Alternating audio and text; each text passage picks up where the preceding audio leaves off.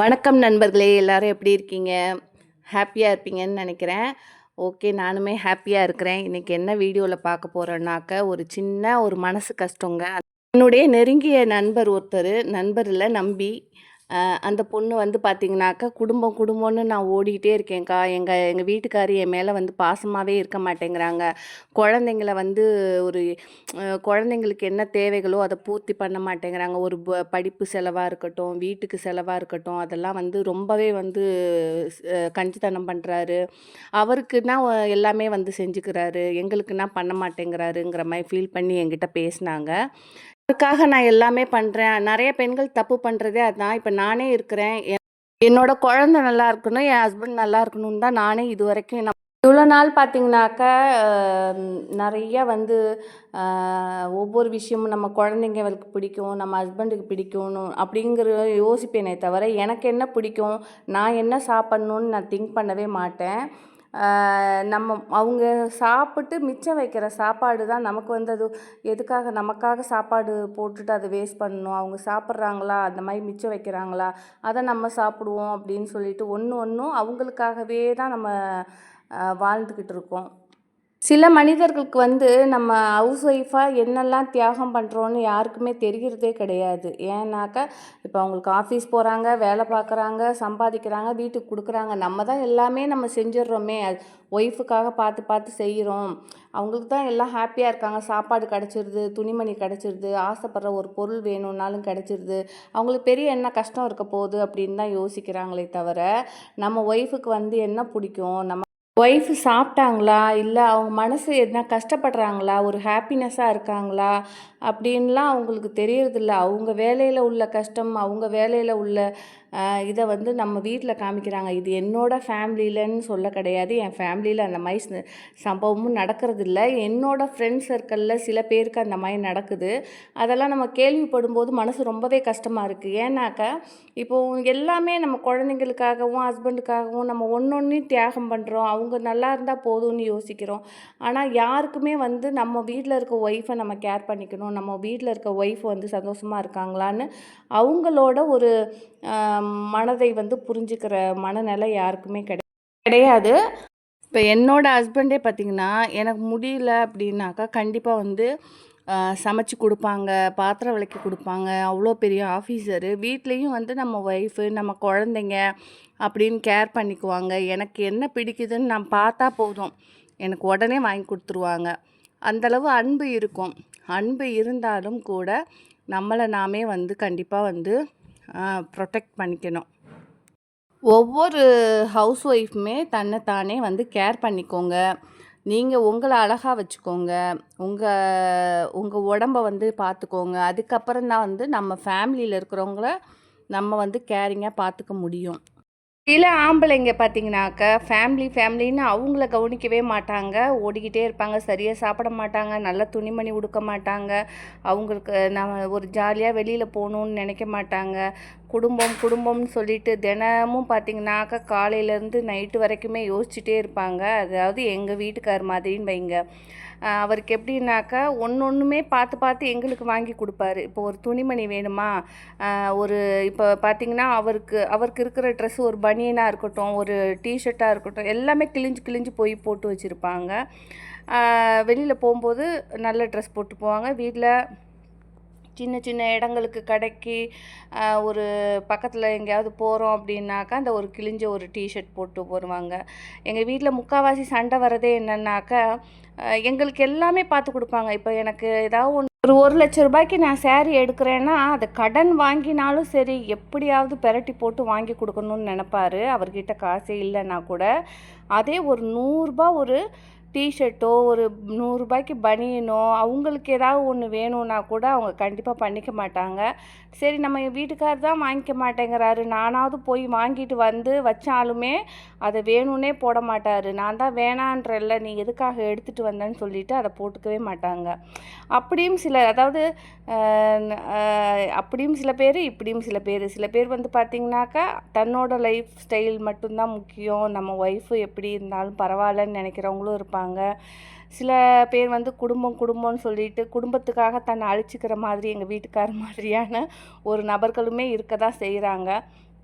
எங்கள் வீட்டுக்கார் மேலே வந்து எனக்கு வந்து என்ன ஒரு கோபம்னா, எங்களை வந்து அழகுபடுத்தி பார்க்கணும், எங்களுக்கு எல்லாமே செஞ்சு பார்க்கணுன்னு அவருக்கு ஆசை இருக்கிற மாதிரி எனக்கும் என் பொண்ணுக்குமே அவர் வந்து நல்ல ட்ரெஸ் போடணும், நல்லா வெளில போகணுன்னு ஆசைப்படுவோம். அது பண்ண மாட்டார். அதுதான் எங்கள் வீட்டில் வந்து பிடிக்காத ஒரு விஷயம். அதனால் வந்து எப்படின்னு ஒய்ஃபு கஷ்டப்படுறாங்கன்னா கண்டிப்பாக ஒரு ஹஸ்பண்டாக இருந்து நம்ம வந்து குடும்பத்தை கொண்டு போகணும். நம்ம ஒய்ஃபு நல்லா இருக்கணும், நம்ம குழந்தைங்க நல்லா இருக்கணும் அப்படின்னு. அதே சில பெண்களுமே நம்ம ஹஸ்பண்ட் நமக்காக தான் உழைக்கிறாங்க, நம்ம பிள்ளைங்களுக்காகவும் நமக்காகவும் தான் வெளியில் போய் கஷ்டப்படுறாங்க அப்படின்னு ஹஸ்பண்டையுமே ரொம்பவே கேரிங்காக பார்த்துக்கணும். எதுக்காக ஓடி ஓடி உழைக்கிறாங்க அப்படின்னாக்கா, நம்ம குழந்தைங்களுக்கும் நம்மளோட ஃப்யூச்சர் லைஃபுக்காகவும் மட்டும்தான். அதே மாதிரி வந்து ஹஸ்பண்டுக்குன்னு இருக்கிற ஒரே சந்தோஷம் அப்படின்னாக்க என்னன்னு கேட்டிங்கன்னா, இப்போ நம்ம வந்து பேரண்ட்ஸை நம்ம ஒரு விட்டு கொடுப்போமா, நம்ம சகோதரிகளை விட்டு கொடுப்போமா, அதே மாதிரி தான் அவங்களுக்கு என்ன ஒரே சந்தோஷம் அப்படின்னாக்கா, அவங்களோட ஃபேமிலியோட அட்டாச்சாக இருக்கணும்னு ஆசைப்படுவாங்க. அவங்க அக்காங்களா இருக்கட்டும், அம்மாவாக இருக்கட்டும், தங்கச்சியாக இருக்கட்டும், சிஸ்டராக இருக்கட்டும், சித்தி, சித்தப்பான்ட்டு அப்படியே ரொம்ப ஒரு அந்யுன்யமாக இருக்கணும்னு ஆசைப்படுவாங்க. ஏன்னா வெளியில் போய் கஷ்டப்படுற ஆம்பளைங்களுக்கு ஒரே சந்தோஷம்னு பார்த்திங்கன்னா, அவங்க ஃபேமிலியில் இருக்கிற நபர்களோட பேசுகிறது மட்டும்தான் ரொம்ப பெரிய சந்தோஷமாக இருக்கும். அதை நாமளும் புரிஞ்சுக்கிட்டு விட்டு கொடுத்து போகணும். எங்கள் குடும்பத்துக்குள்ளேயும் நிறையா சின்ன சின்ன பிரச்சனை வரும். இருந்தாலும் நான் எங்கள் வீட்டுக்காருக்காக சரி நம்ம வீட்டுக்காருக்கு அவங்க தான் எல்லாமேன்னு யோசிக்கும்போது நம்ம அதை அட்ஜஸ்ட் பண்ணி நம்ம புரிஞ்சுக்கிட்டு அவரோட சந்தோஷத்துக்காக நம்ம விட்டு கொடுத்து போகணும். அப்படி ஒருத்தருக்கு ஒருத்தர் விட்டு கொடுத்து போனீங்கன்னா கண்டிப்பாக லைஃப்பில் வந்து சண்டையும் வராது. அதே மாதிரி குடும்பத்தில் வந்து ஒரு அந்யுன்யமாக இருக்கும். ஒருத்தருக்கு ஒருத்தர் புரிஞ்சுக்கிட்டு வாழ்கிறது. குடும்ப பிரிவினை கண்டிப்பாக வரவே வராது. ஏன் இதனால் எதுக்காக இவ்வளோ ஆர்கியூமெண்ட்டாக பேசிகிட்டு இருக்கேன் அப்படின்னா, என்னை சுற்றி 2, 3 குடும்பங்கள் வந்து பார்த்திங்கனாக்கா சில பிரச்சனையினால் குடும்பம் பிரிஞ்சு போயிட்டே இருக்குது. இதெல்லாம் பார்க்கும்போது நாளுக்கு நாள் வந்து நீ பெருசா நான் பெருசான்ட்டு ஒரு ஹஸ்பண்ட் ஒய்ஃபுக்குள்ளே ஒரு அந்யுன்யமே இல்லாமலே போயிடுது. அதனால வந்து குடும்பங்களும் நிறைய வந்து பிரியறதெல்லாம் பார்க்கும்போது ரொம்பவே கஷ்டமாக இருக்குது. சரி நமக்கு தெரிஞ்சே இந்த மாதிரி 4, 5 குடும்பம் இப்படி ஆகுது. அப்போ நமக்கு தெரியாமல் லட்சக்கணக்கான பேர் ஒரு சில பேர் நமக்கு அது அவங்களுக்கெல்லாம் அறிவுரை சொல்கிற அளவுக்குலாம் நமக்கு பெரிய ஆள் கிடையாது. இதெல்லாம் வாழ்க்கை பாடம். அடிபட்டு வந்து நம்ம கற்றுக்கிற பாடங்களை வந்து தெரிஞ்ச ஒரு விஷயத்த நம்ம வந்து இப்போ ஷேர் பண்ணுறதுனால யாரோ ஒரு ஆள் வந்து திருந்துறதுக்கு வாய்ப்பு இருக்குது. திருந்துறதுக்குங்கிறத விட புரிஞ்சுக்கிறதுக்கான ஒரு வாய்ப்பு. ஏன்னா எனக்கு யாருமே அந்தளவு புத்திமதி சொல்கிறதுக்கு சொல்லலை. அதனால் யாரோ ஒருத்தருக்காவது யூஸ் ஆகிக்குமே அப்படிங்கிறதுனால இந்த பதிவு தோணுனதை சொல்லிட்டேன். நம்மக்கிட்ட என்ன தான் கோல்டே இருந்தாலும் பார்த்திங்கனாக்கா இந்த மாதிரி ஒரு கவரிங் மேலே இருக்கிற மோகம் போகவே போகாது. எனக்கு அது ரொம்பவே தங்க செயினை போடுற காட்டிலும் எனக்கு இந்த மாதிரி கல் வச்சது ட்ரெஸ்ஸுக்கு மேட்சாக போடுற அந்த ஜுவல்ஸ் எல்லாம் எனக்கு ரொம்ப பிடிக்கும். அதனால் அதில் கொஞ்சம் வாங்கிக்கிட்டேன். வீட்டில் பார்த்திங்கனாக்கா எங்கள் வீட்டுக்காரு எனக்காக வந்து நண்டு குழம்பு, மீன் குழம்புன்னு சமைச்சி வச்சுருந்தாங்க. நான் அதெல்லாம் வந்து சாப்பிட்டுக்கலான்னு பார்த்தேன். அப்புறம் இங்கேயே லேட்டாகி போச்சு. சரி ஓகே அப்படின்னு சின்னதாக கொஞ்சம் கொஞ்சம் அப்பப்போ ஸ்நாக்ஸு, ஐஸ்கிரீமு அந்த மாதிரி சாப்பிட்டுட்டு ஒவ்வொரு பக்கம் எங்கே கம்மியாக இருக்குதோ அந்த இடமா பார்த்துட்டு அந்த கிஃப்ட் ஐட்டம் வாங்குவோம் இல்லைங்களா, அந்த மாதிரி ஒரு கிஃப்ட் ஐட்டம் ஒரு 300 பேருக்கு டிஃபன் பாக்ஸு, அப்புறம் அதை கொடுக்குற தாம்பூல பை, அதுக்கப்புறம் அதில் குங்குமம், மஞ்சள் அப்படின்னு ஒன்றா போயிட்டு வாங்கிட்டுருக்குறேன். அதோடு பார்த்திங்கனாக்கா கொஞ்சம் ட்ரெஸ்ஸு முதல்ல ஒரு வாட்டி போய் எடுத்துகிட்டு வந்தேன், பத்தலை. அதுக்கப்புறம் செகண்ட் டைம் போய் எடுத்துகிட்டு வந்துட்டேன், பத்தலை. இப்போ தேர்ட் டைமுமே பார்த்திங்கன்னா ஷாப் போயிட்டுருக்குறேன். ஏன்னா இது முதல்ல நான் லிஸ்ட்டு போட்டு வாங்கியிருந்தேன்னா எனக்கு இத்தனை வாட்டி வர வேண்டியது இருந்திருக்காது. முதல்ல வந்து தாய் மாமா வரைக்குமே கொடுக்கலாம் அப்படின்னு டிசைட் பண்ணோம். அதுக்கப்புறம் வந்து சரி பாட்டி தாத்தா அந்த மாதிரி கொடுக்கலாம் அப்படின்னு இப்படியே வந்து லிஸ்ட்டு போயிட்டு இருக்குது. சரி ஓகே, இப்போ வந்து ட்ரெஸ் பர்ச்சேஸுமே ஓகே ஆகிடுச்சு. இப்போ என்னென்னா நிறைய கட்டிங்ஸ் கேட்குற நண்பர்களுக்கு என்னால் கட்டிங்ஸ் வந்து ஷேர் பண்ணாததுக்கு காரணமே இதுதான். தினமும் ஏதோ ஒரு வேலை. இப்போ அங்கே உள்ள வேலையெல்லாம் முடிச்சுட்டு துணி கடைக்கு வந்து ஒரு 10 பேர் கூட நான் துணி எடுக்கலை. அதுக்குள்ளேயும் பார்த்திங்கனாக்கா கடையே சாத்திட்டாங்க. இப்போ திரும்ப என்ன பண்ணுவாங்க, கடையை சாத்திட்டாங்களேன்னு மறுநாள் வருது. மறுநாள் வந்துச்சு, சரி ஓகே ஜுவல்ஸ் சொல்லலான்னு சொல்லிட்டு ஜுவல் செட்டு, அப்புறம் மேக்கப்பு, அதுக்கப்புறம் வந்து பார்த்திங்கன்னா ஃபங்க்ஷன் போக வேண்டிய சூழ்நிலை இருக்கும். இந்த மாதம் மட்டுமே 4, 5 ஃபங்க்ஷனு. அதுக்கு இடையில வந்து ஃப்ரெண்ட்ஸுங்களோட அப்பப்போ கொஞ்சம் வெளியில் போனால் தான் இந்த ஒரு டென்ஷன்லேருந்து நம்ம தப்பிக்க முடியும்னு அப்போ ஒரு வாரத்துக்கு ஒரு 2 நாள் ஃப்ரெண்ட்ஸுங்களோட எங்கேயாவது போயிடுறது. போயிட்டு நல்லா ஆட்டம் போட்டுட்டு ஹாப்பியாக வந்தால் தான் மறுநாள் வந்து அந்த மூளை வந்து சுறுசுறுப்பாக வேலை செய்யும். அதுக்கு இன்றைக்கி பார்த்தீங்கன்னா சபிதா பானு அப்படிங்கிறவங்க பழனியிலேருந்து எனக்கு வந்து கொரியர் அனுப்பியிருக்காங்க. நிறைய சீட்ஸ் குட்டி குட்டியாக நிறைய சீட்ஸ் வந்து பேக் பண்ணி அனுப்பியிருக்காங்க. ரொம்ப ரொம்ப ரொம்ப நன்றி சபிதா பானு சிஸ்டர். இன்றைக்கி வந்து என்னெல்லாம் வந்து அனுப்பியிருக்காங்கன்னு பார்க்கலாம். நிறைய விதைகள் எனக்கே பேர் தெரியல. இனிமே தான் ஃபோன் பண்ணி கேட்கணும் என்னென்ன விதைகள் அனுப்பியிருக்காங்கன்னு. எனக்கு தெரிஞ்சு குட்டி குட்டியாக இருந்தது. இருங்க பார்க்கலாம். இந்த விதைகள்லாம் எனக்கு தெரியல. ஏன்னா சில பேர் வந்து அனுப்பும்போது அந்த பேப்பரில் அனுப்பிடுவாங்க. அது தெரியாமல் இருக்கிறவங்க அதை பார்த்து தெரிஞ்சுக்கிட்டோன்னு இந்த சிஸ்டர் வந்து அனுப்புனதே பெரிய விஷயம். அது வந்து சரி ஓகே. நம்ம வந்து ஃப்ரீயாக இருக்கும்போது அவங்கக்கிட்ட கேட்டுக்கலாம். கேட்டு தெரிஞ்சுக்கிட்டு அதுக்கப்புறம் வந்து நம்ம மாடி தோட்டத்தில் போட்டுக்கலாம் அப்படின்னு இருக்கேன். உங்களுக்கு யாருக்காவது இது என்ன விதைகள்னு தெரிஞ்சுதுன்னா கமெண்ட் பாக்ஸில் சொல்லுங்கள். அப்புறம் பார்த்திங்கன்னா இது என்னன்னு தெரியல. நீட்டாக இருக்குது. குட்டி குட்டியாக விதை இருக்குது.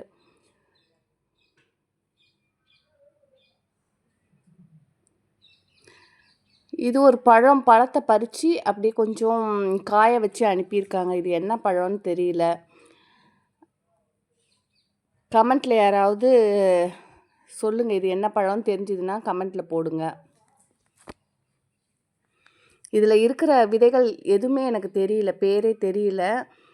ஒரே ஒரு விதைகள் மட்டும்தான் எனக்கு பேர் தெரியுது. இது மட்டும் பார்த்திங்கனாக்கா பூசணி விதைன்னு தெரியுது.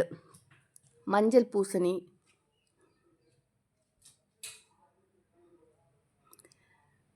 அப்புறம் சில நண்பர்கள் எனக்கு கட்டிங்ஸ் அனுப்பியிருக்காங்க. அவங்க நேம் தெரியாமல் தான் நான் வந்து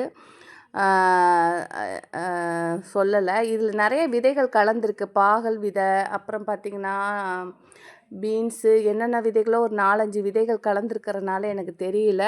அப்புறம் வானம் பார்த்த மிளகாய் கீழே கூட கொட்டியிருக்கு பாருங்கள். வானம் பார்த்த மிளகாவுமே அனுப்பியிருக்காங்க. இது முடக்கத்தான் கீரை, முடக்கத்தான் விதை. அதான் ஒரு சில விதைகள் தெரியுது, ஒரு சில விதைகள் எனக்கு தெரியல. தெரியாத விதைகளை அப்புறமேட்டு ஃபோன் பண்ணியோ மெசேஜ் பண்ணியோ கேட்கணுன்ட்ருக்குறேன். அப்புறம் இது வந்து பார்த்திங்கன்னா சந்தனான்னு ஒரு சிஸ்டர் வந்து நம்ம குரூப்பில் இருக்கிறவங்க தான் அனுப்பியிருக்கிறாங்க. அப்புறம் சந்தனா சிஸ்டர் வந்து என்னென்னா கொத்தவரங்காய், நாட்டு கொத்தவரைன்னு சொல்லி அனுப்பியிருந்தாங்க. அப்புறம் ஃபாத்திமாங்கிற ஒரு சிஸ்டர் வந்து 8 கலர் கட்டிங்கு, டேபிள் ரோஸ் கட்டிங்ஸு, அப்புறம் வந்து விதைகளுமே கொஞ்சம் அனுப்பியிருந்தாங்க. அதுவுமே பார்த்திங்கனாக்கா எனக்கு ஃபஸ்ட்டு எனக்கு யார் அனுப்புனாங்கன்னே தெரியாமலே இருந்தது. அதுக்கப்புறம் அவங்களே வந்து வாட்ஸ்அப்பில் சொல்லியிருந்தாங்க 8 கலரில் வந்து கட்டிங்ஸு வச்சுருக்கிறேன். அப்புறம் வந்து கத்திரி விதைகளுமே அனுப்பியிருக்கேன்னு சொல்லிட்டு சொன்னாங்க. ரொம்ப ஹாப்பியாக இருந்தது. இன்னும் 2 நண்பர்கள் பார்த்திங்கனாக்கா எனக்கு அனுப்பியிருக்காங்க. ஆனால் என்னன்னு கேட்டிங்கனாக்கா அவங்க அட்ரஸை மிஸ் பண்ணிட்டேன். அதனால தான் தெரிஞ்சுக்கிட்டு அதுக்கப்புறம் வீடியோவை அப்லோட் பண்ணலான்னு அதையுமே நான் வச்சுருக்கிறேன். அப்புறம் நிறைய விதைகள் வந்து நமக்கு சேர்ந்துக்கிட்டே இருக்குது.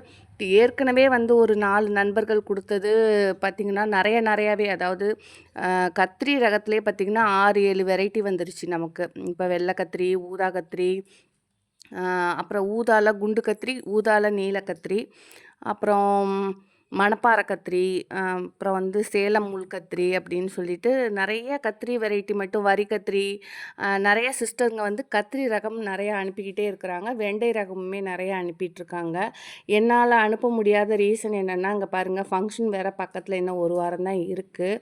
அதனால் அதுக்காக மண்டபம், இந்த மண்டபம் பெஸ்ட்டா, அந்த மண்டபம் பெஸ்ட்டா, என்ன சாப்பாடு போடலாம், என்ன கிஃப்ட் ஐட்டம் வைக்கலாம், யார் யாருக்கு துணி எடுத்து வைக்கணும், என்னென்ன வந்து அந்த பூஜைக்கு பொருள் வாங்கணும் அப்படின்னு சொல்லிட்டு கன்ஃபியூஷன்லேயே கொஞ்சம் அலைஞ்சிட்ருக்கிறனால தான் இப்போ வந்து ஒரு 4, 5 நபர்கள் வந்து எனக்கு பணம் கொடுத்துமே என்னால் அனுப்ப முடியாத சூழல். ஒரு சில பேருக்கு வந்து நான் ரிட்டன் பணம் அனுப்பிட்டேன்.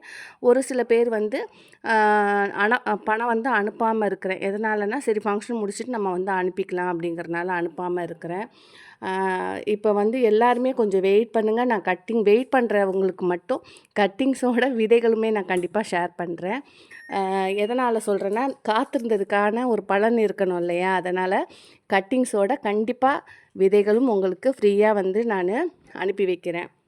இப்போ நான் எல்லாருக்குமே 80% பேருக்கு போயிடுச்சு, இன்னும் 20% பேருக்கு போகலை. எதனாலனாக்கா கட்டிங்ஸுனாலும் சரி விதைகள்னாலும் சரி ஃப்ரீ போஸ்ட்டுங்கும்போது அது வந்து ஒரு கொஞ்சம் டிலேவாக தான் போகும். ஒரு 10 டேஸ்க்குள்ளே தான் போகும். இப்போ வரக்கூடிய நான் அனுப்பக்கூடிய கட்டிங் எல்லாமே 10 நாள் ஆனாலுமே நீங்கள் தண்ணியில் போட்டு நீங்கள் நட்டு வச்சிங்கன்னா கண்டிப்பாக வரக்கூடிய இதுதான். இதே மழை காலமாக இருந்ததுன்னா கட் பண்ணி கரெக்டாக 2 வீக் ஆனால் கூட அது ஒன்றுமே ஆகாது. அதே கட்டிங்ஸை நீங்கள் பூமியில் வச்சிங்கன்னா வரும். இப்போ வெயில் காலங்கும்போது ஒரு வாரத்துக்குள்ளார வந்தாக்க நல்லது. மனிதராக பிறந்தா எல்லாருக்குமே ஒவ்வொரு கஷ்டம் இருக்கும். அந்த கஷ்டங்கள வந்து நாம தான் வந்து நமக்கு பிடிச்ச மாதிரி மாற்றிக்கணும். எப்படின்னு கேட்டிங்கனாக்கா, நம்ம கஷ்டத்தை மறக்கணுன்னாக்கா, நமக்கு பிடிச்ச ஒரு விஷயத்த செஞ்சா மட்டும்தான் அந்த கஷ்டங்கள் மறையும். எனக்கு பிடிச்ச விஷயம் கார்டன். உங்களுக்கு பிடிச்ச விஷயம் என்னன்னு நீங்கள் யோசித்து அது மாதிரி நீங்கள் மாற்றிக்கோங்க. கவலைகள்லாம் பறந்து ஓடிடும். ஓகே, பாய் நண்பர்களே.